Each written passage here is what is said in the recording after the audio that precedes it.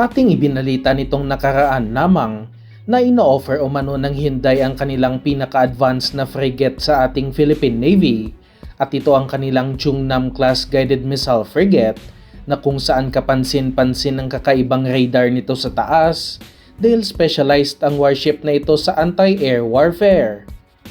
May kakayahan itong magdala ng nasa 64 na anti-air missiles kaya hindi lang ang sarili nito ang kaya nitong protektahan laban sa mga kalabang aircraft o papalapit na missiles, kundi pati na rin ang mga kasama nitong vessels.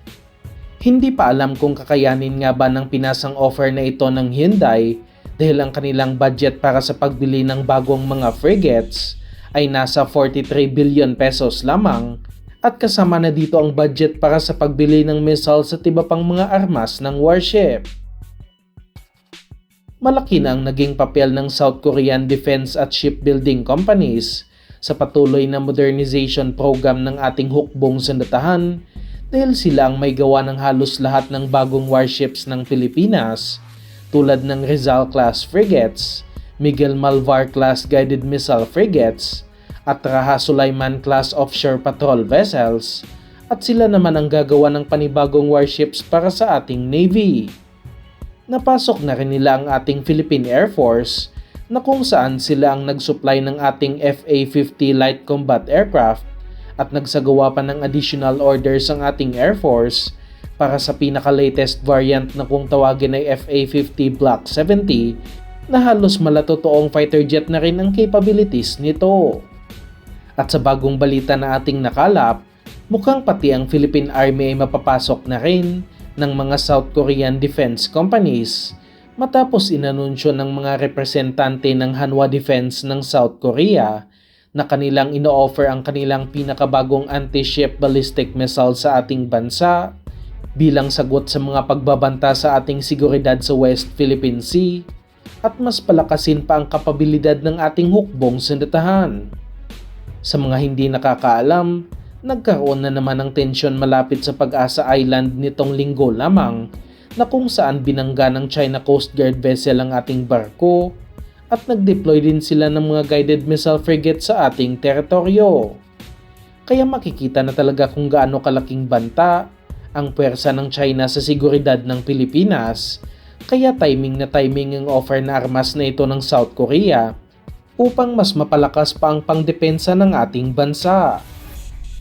Ang missile na ito ay tinatawag na CTM Anti-Ship Ballistic Missile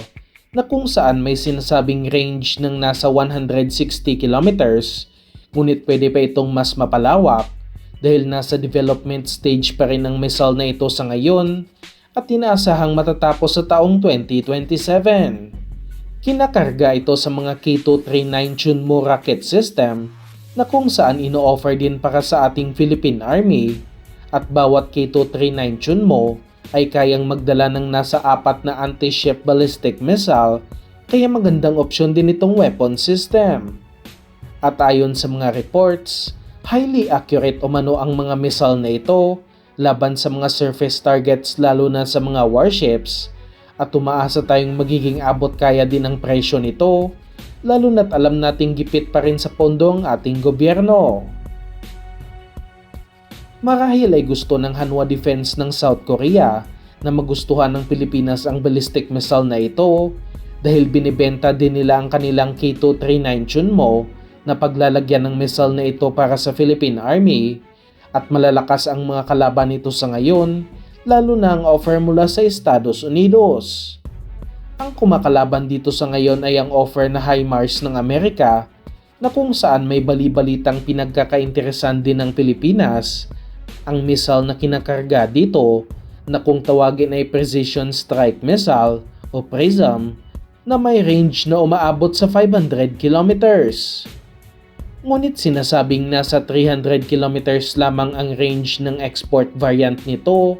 at hindi pa natin alam sa ngayon kung ibibenta ba ito ng Amerika kasama ang HIMARS dahil na rin sa medyo istrikto sila pagdating sa missile na ito. At ang aking pinakagusto talaga sa lahat ng offer ay mula sa MBDA Systems ng bansang France na kung saan kanilang binibenta sa Pilipinas ang kanilang Exocet Anti-Ship Coastal Defense System na may range ng nasa 250 kilometers at mas affordable ang mga ito kumpara sa HIMARS. Bawat isang missile launcher ay kayang magdala ng nasa 4 na Exocet missiles at magaan ang nasabing missile system, kaya madali lang ito ilipat kung saan kakailanganin sa Pilipinas.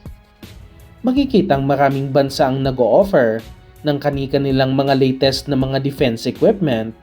at ang tanging problema na lang talaga ay ang ating bansa dahil tinitipid pa rin sa pondo ng ating gobyerno ang modernization program ng ating hukbong sandatahan, ngunit umaasa pa rin tayo sa ngayon na mabibigyan ito ng pondo ng ating gobyerno.